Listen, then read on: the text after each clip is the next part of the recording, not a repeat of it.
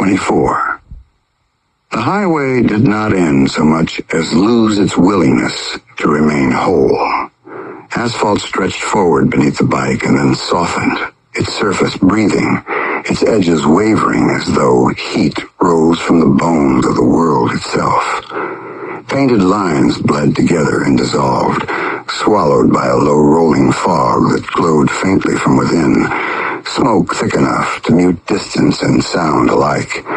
Alvarez felt the change through the handlebars before he fully saw it, a vibration that no longer matched speed or terrain.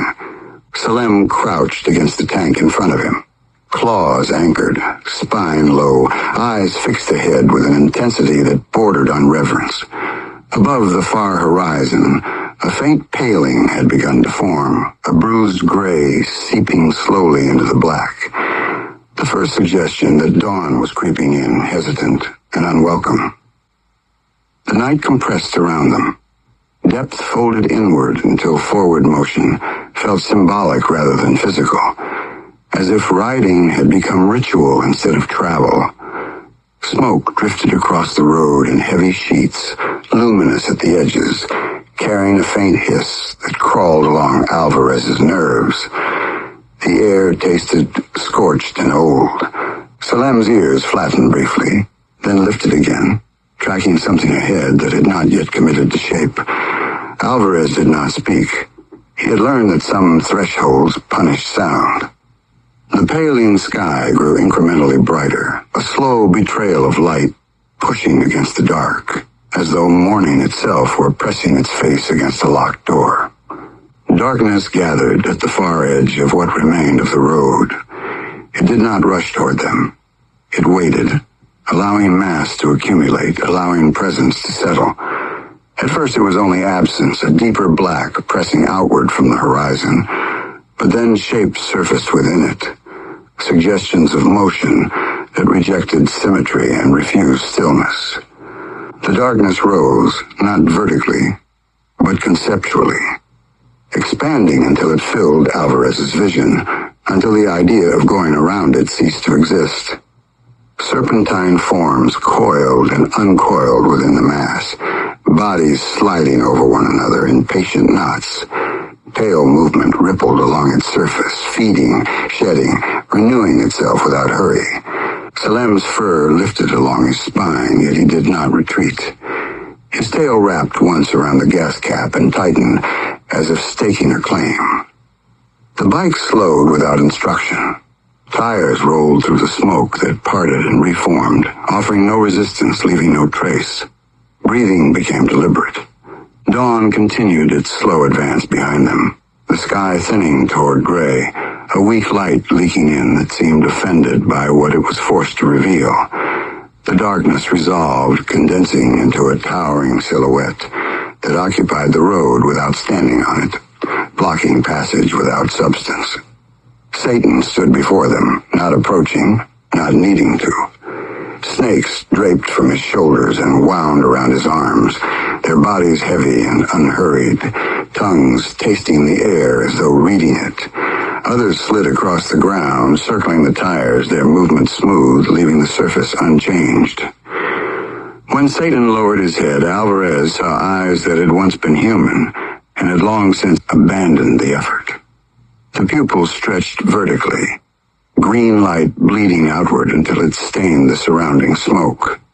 Teeth lengthened, with a sound like tensioned wire releasing, settling into curved fangs that reflected no dawn at all. "Your time on Earth is spent," Satan said, his voice carrying without effort through smoke and distance alike. "I am now complete." The truth struck Alvarez before the meaning arrived, a pressure settling behind his sternum, heavy but not crushing.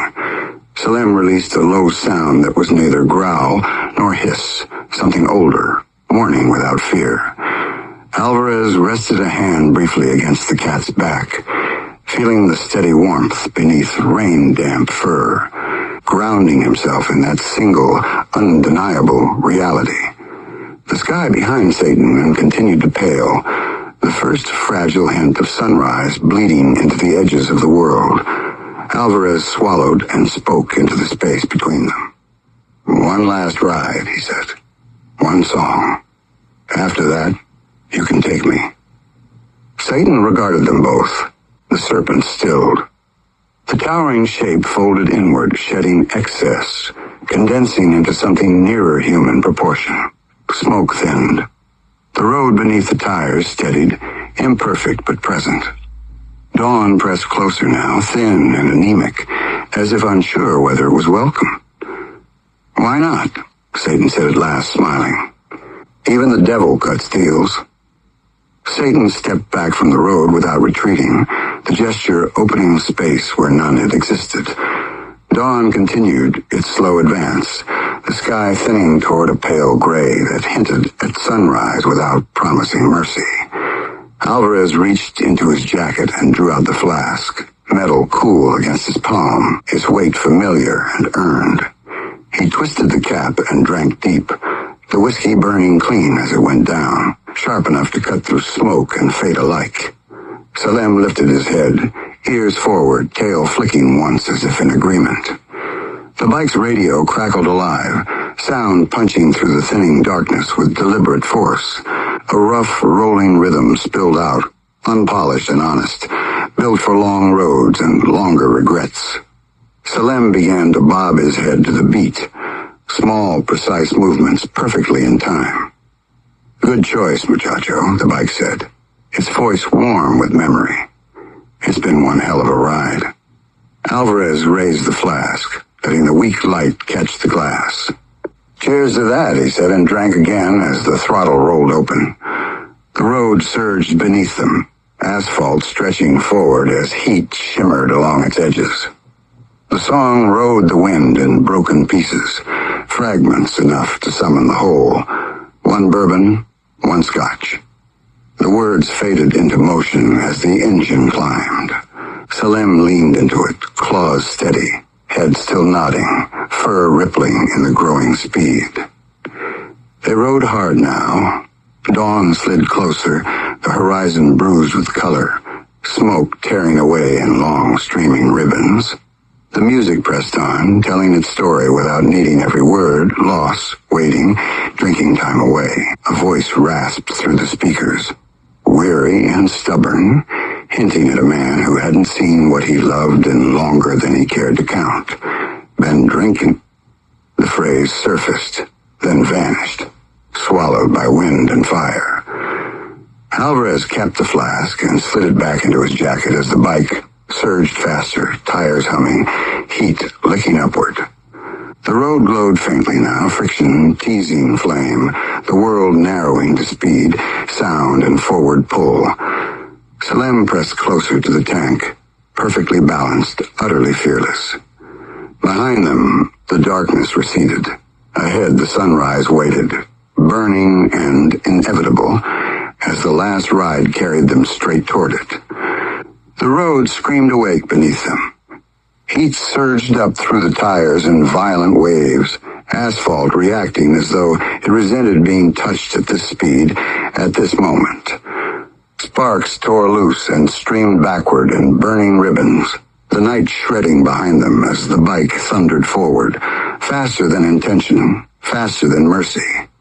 The sunrise ahead burned low and furious, a swollen red wound at the edge of the world, bleeding light into smoke and shadow alike. The engine roared with feral life, a sound too alive to be mechanical, as if the machine understood exactly where this ride ended and intended to arrive at full throttle. Wind battered Alvarez's face, ripping breath from his lungs, flattening his jacket until it felt grafted to his skin. The music hammered through the speakers, rhythm galloping, relentless fragments punching through the roar, waiting, drinking, riding past the point of return. Salem clung to the tank, claws buried deep, body perfectly balanced, eyes reflecting fire. Then something changed. The air tightened.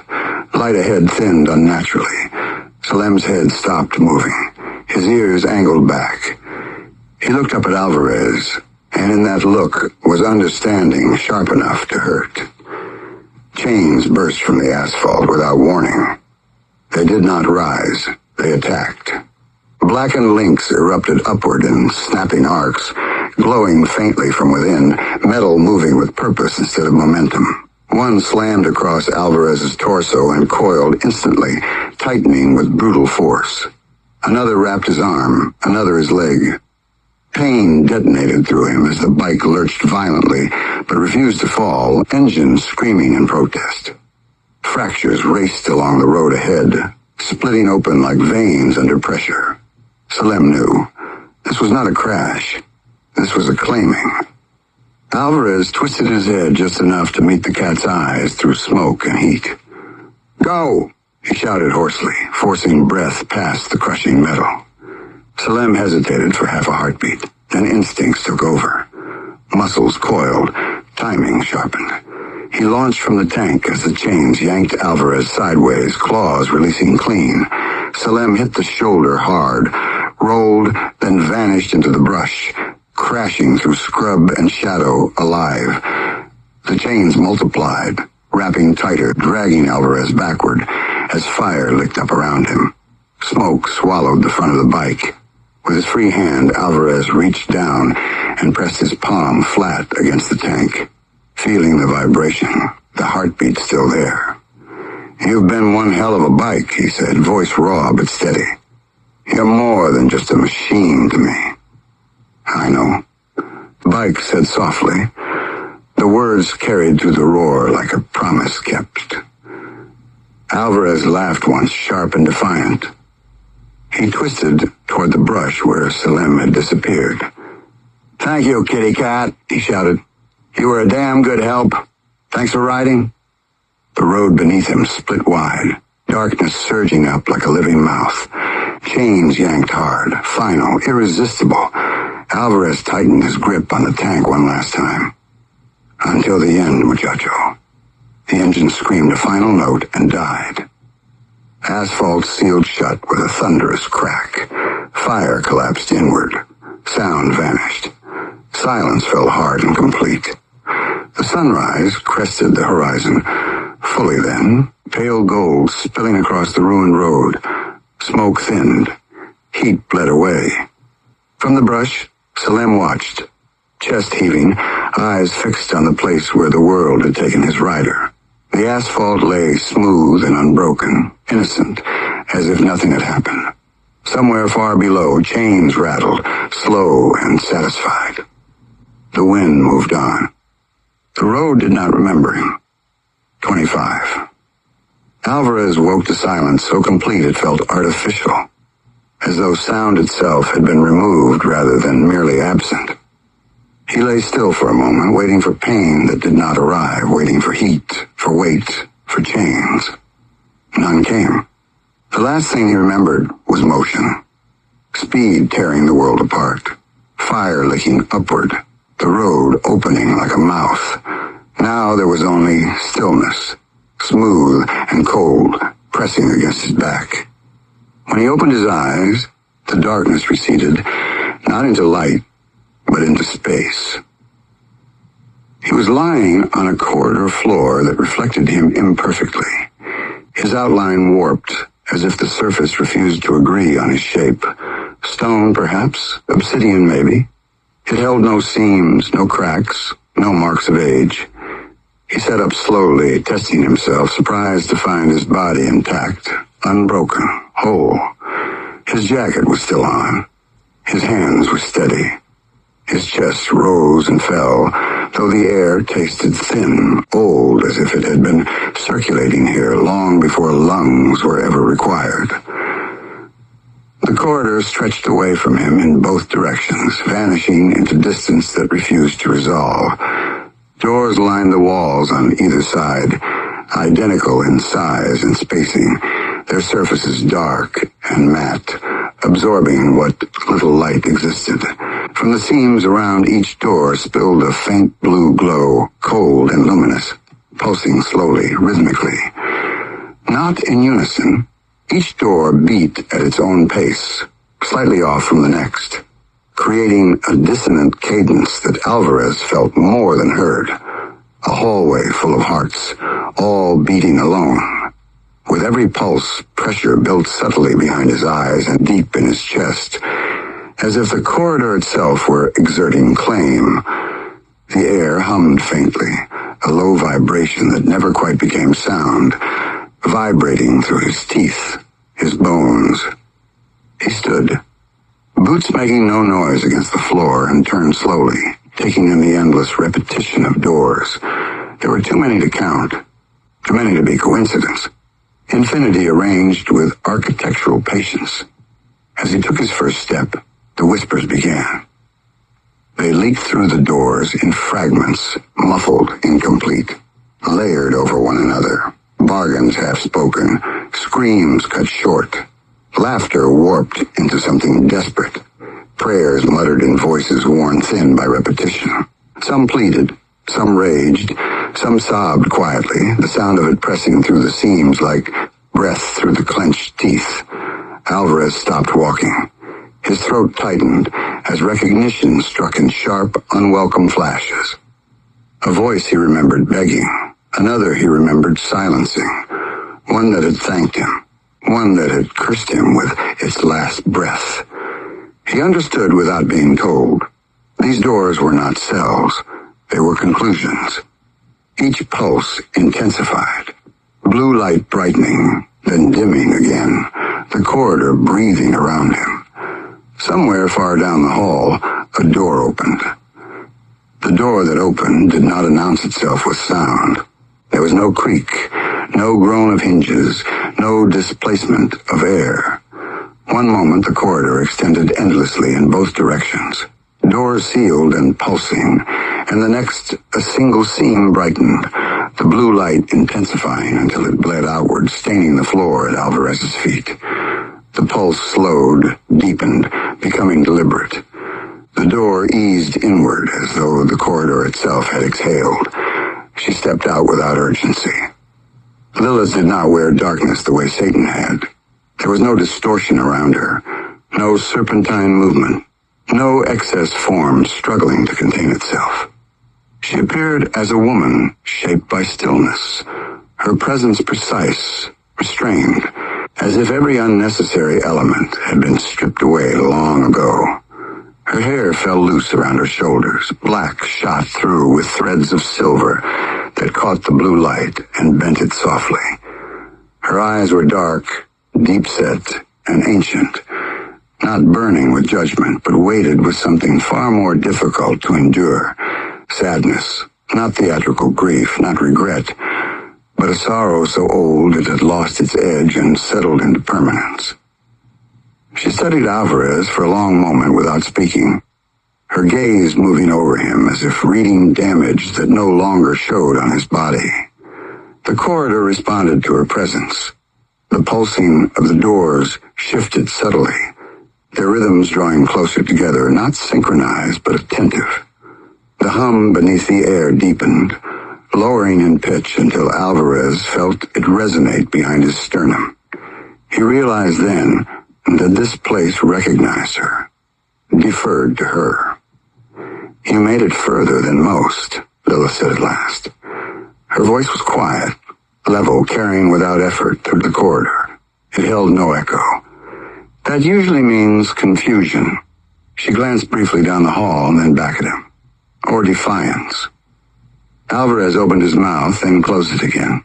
Words felt unreliable here, thin tools for a space built on inevitability. He settled for honesty. "Where's this?" he asked. Lilith's mouth curved, not quite a smile. "Between," she said. "After the fall, before the assignment." She stepped fully into the corridor, and the door behind her sealed itself without sound, its blue pulse resuming as though she had never emerged from it at all.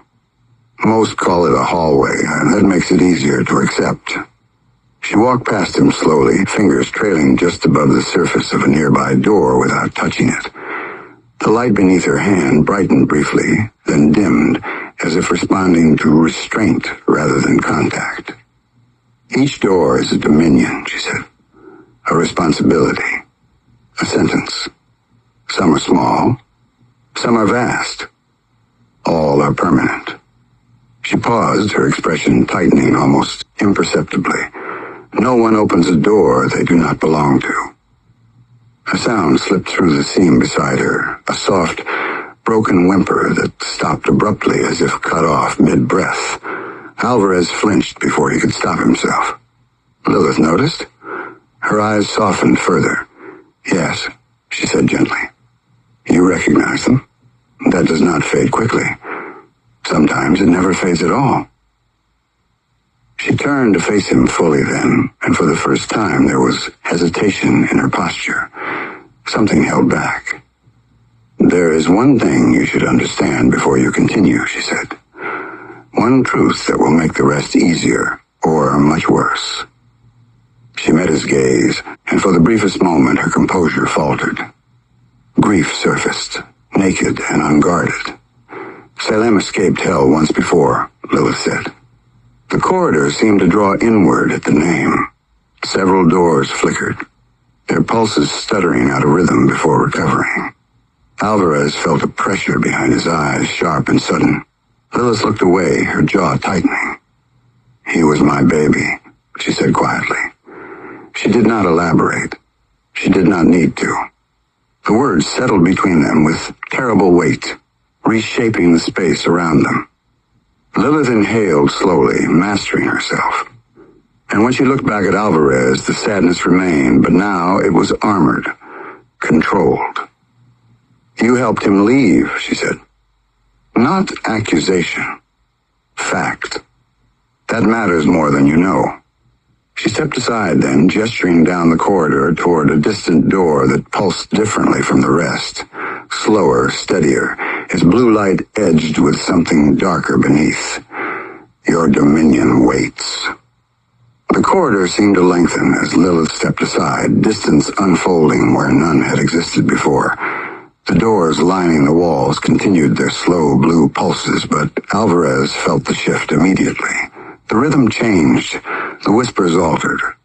What had once been layered noise thinned into something more focused, more intentional, as though the hallway itself had decided what it wanted from him.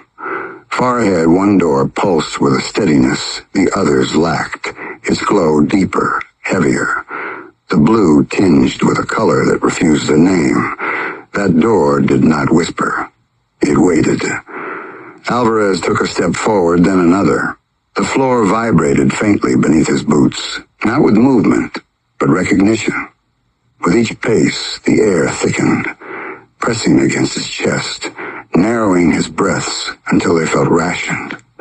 The doors he passed grew louder, their seams bleeding sound now, screams stretched thin, laughter looping endlessly, voices begging for time they no longer possessed. Some doors showed him things he had never done, others showed him things he had. The corridor did not distinguish between them, it only recorded. He tried not to look, but the light forced attention, images bleeding through the seams in brief, punishing flashes. Endless roads, endless nights. Faces half remembered. Hands reaching out and never finding purchase. With every pulse, the pressure behind his eyes increased until he feared they might burst, until thought itself felt like an indulgence he could no longer afford. The hum beneath the air rose in pitch, tightening, vibrating his bones as though tuning him to a frequency meant for something else. Lilith did not follow. She remained behind, her presence receding, allowing the corridor to close ranks around him. "It won't hurt," she called softly, and the lie was not in the words, but in the implication. Pain was no longer the currency here. The final door loomed ahead, larger than the rest, though no wider, its surface darker, absorbing light rather than reflecting it. The blue pulse within it was slow and absolute, a single measured beat that seemed to synchronize with Alvarez's heart, whether he wanted it to or not. As he approached, the corridor fell silent. Every whisper died, every pulse stilled. The hallway held its breath. Alvarez stopped inches from the door. Up close, he could see that its surface was not solid at all, but layered, depth stacked upon depth, scenes embedded within it like sediment. He saw roads that never ended, Nights without dawn, engines running forever without destination. He saw himself walking those roads, not suffering, not burning, working, ruling. The realization struck harder than fear. This was not punishment. This was assignment. The door opened. Not outward, inward. Space folded, depth collapsing into itself, revealing a vastness that defied scale. A dominion without horizon. Roads spider-webbed through darkness, lit by distant fires that never consumed themselves. Countless figures moved within it, small and endless, bound not by chains but by direction, all traveling, all lost. The sound that rose from within was not screaming but motion, the eternal grind of engines, footsteps, breath, industry without rest, purpose without end. The pull was immediate. Gravity redefined itself. Alvarez felt his feet leave the floor as the corridor rejected him, his body drawn forward not by force but by belonging. He reached back instinctively, fingers grasping for something solid, something remembered. The door swallowed his hand, then his arm, the surface closing around him like cold water. As he crossed the threshold, understanding completed itself. This was not hell as fire or torment. This was hell as responsibility, as dominion, as endless motion, with no escape clause written into the contract. The door sealed behind him without sound, the corridor resuming its infinite pulse, as though nothing had happened. 26. Alvarez crossed the threshold, and the door sealed behind him without sound.